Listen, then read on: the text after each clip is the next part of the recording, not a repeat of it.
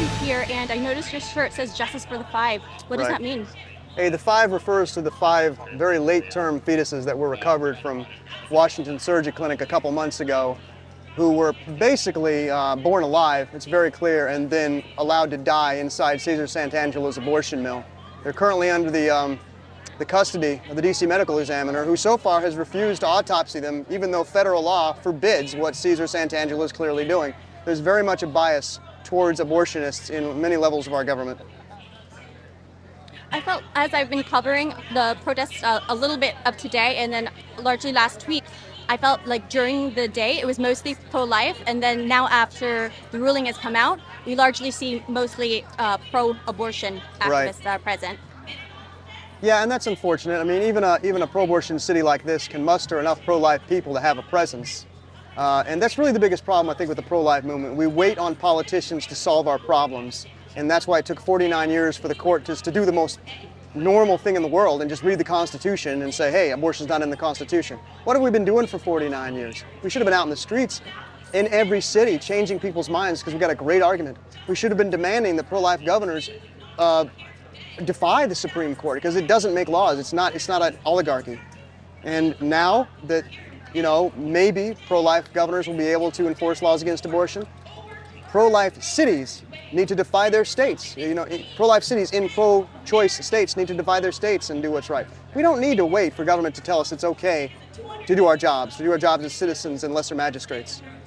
Do you feel that this is a big win for the pro-life movement, and is the job done? Well, it's clearly not done. It's a big win if we capitalize on it. What are the next steps? Well, it's like what I said before. Every pro-life state needs to immediately ban abortion and not fear any kind of federal repercussions from that. And pro-life cities and counties need to start prosecuting the sin of abortion within their city and county. And so what if the state decides, oh, you can't do that, it's legal in our state? No, it's not. The Constitution is pro-life. 5th and 14th Amendments of the U.S. Constitution say nobody shall be denied, no person denied right to life. And plus, it's the right thing to do, and the citizens need to be doing that. What do you feel is necessary in order to achieve justice for the 5? Well, first of all, everybody should go to j45.com and tell the DC authorities to autopsy these babies so that Cesar Santangelo can be prosecuted. But of course, they're just 5 babies. Hundreds are killed at the same age across America all the time, and thousands, like 1 million a year, are murdered at earlier stages. You can't, with pill abortions now, you can't prevent that from happening by and large. People are going to be killing their kids inside the bathrooms.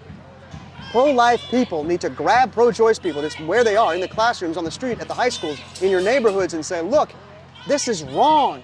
You hear the chants, my body, my choice out there. That's ludicrous. Just because somebody is dependent on you doesn't mean you can murder them. And you can punch through it in a minute if pro-life people just took it upon themselves to do that. So we need to start making time to plead against abortion in our daily lives instead of waiting for courts to do their job. What do you expect to see in the upcoming next few weeks following this decision? There will be a little bit of pro-choice violence. There won't be that much. I don't think they care about this as much as they might some other leftist ideologies. I wish they cared more because then it would expose it quicker. But unfortunately, people won't fight for abortion. They just want abortion to be available. And silence and the darkness is the biggest offender of abortion. I hope things don't go back to normal. I hope there's a confrontation in America. I hope it's polarized. Who do you feel is among the largest difference in views between a person who is pro-life and a person who is pro-abortion? Well, in my experience, there are plenty of pro-choice people who actually have trouble conceiving why the fetus is a person. But beyond that, there's also an enormous ideology that pervades the ranks of the pro-aborts, that they should be able to do what they want with their own bodies and kill kids and abandon their responsibility as parents just because sex is that important. Sex and greed is what is driving this stuff, and it's terrible. You just got to call that out. Thank you, sir. Is there any final words you'd like to leave with my audience? My website is getSeriousThChurch.com. I ask people to go there and take the 2% challenge, to take 2% of every week, to get out in their communities and speak the pro-life argument to their pro-abortion or neutral neighbors, okay? And that's how we win long term.